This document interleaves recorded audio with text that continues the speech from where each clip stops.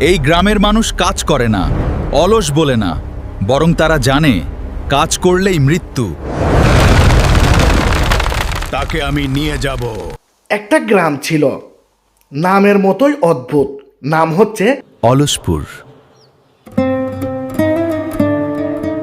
এই গ্রামের মানুষ এতটাই অলস ছিল যে কেউ ঠিকমতো হাঁটতো না, কেউ কাজ করতো না, এমনকি কথা বলতেও তাদের আলসেমি লাগতো। কেউ ডাকলে বলতো কাল বলবো। হ হ একদিন শহর থেকে এক ছেলে আসে, নাম তার আরিফ। সে দেখে অবাক, গ্রামে কোনো শব্দ নেই, না আছে কাজের আওয়াজ, না মানুষের ব্যস্ততা। সবাই শুধু বসে থাকে, চুপচাপ, ফাঁকা চোখে শুধু তাকিয়ে থাকে। আরিফ ভাবলো, এরা এত অলস কেন?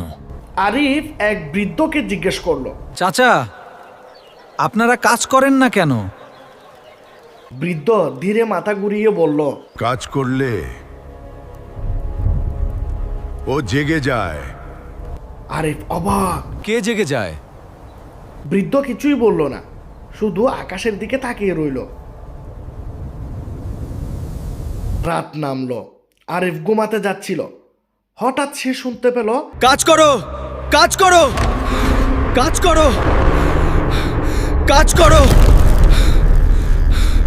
সে ভয় পেয়ে বাইরে বের হলো। সে দেখে গ্রামের সবাই মাটিতে শুয়ে আছে, সবার চোখ বন্ধ, একদম নিস্তব্ধ। হঠাৎ মাটি ফেটে উঠল, একটা ভয়ঙ্কর ছায়া, চোখ জ্বলছে। যে কাজ করবে তাকে আমি নিয়ে যাব। আরিফ বুঝতে পারলো এই গ্রামের মানুষ আসলে অলস না, তারা ভয় পায়। কারণ কাজের শব্দ শুনলে ছায়াটি জেগে ওঠে। পরের দিন সকালে আরিফ আর গ্রামে নেই। সে নাকি রাতে পালিয়ে গেছে। কিন্তু কেন? কিন্তু সত্যটা কেউ জানে না। হঠাৎ গ্রামের মাটির নিচে এখন আরেকটা কণ্ঠ শোনা যাচ্ছে। আমি আরিফ, কাজ করো না, না হলে তোমরা আমার মতো হয়ে যাবে। এই গ্রামের মানুষ কাজ করে না, অলস বলে না, বরং তারা জানে কাজ করলেই মৃত্যু। আর এমন গল্প পেতে সাবস্ক্রাইব করো।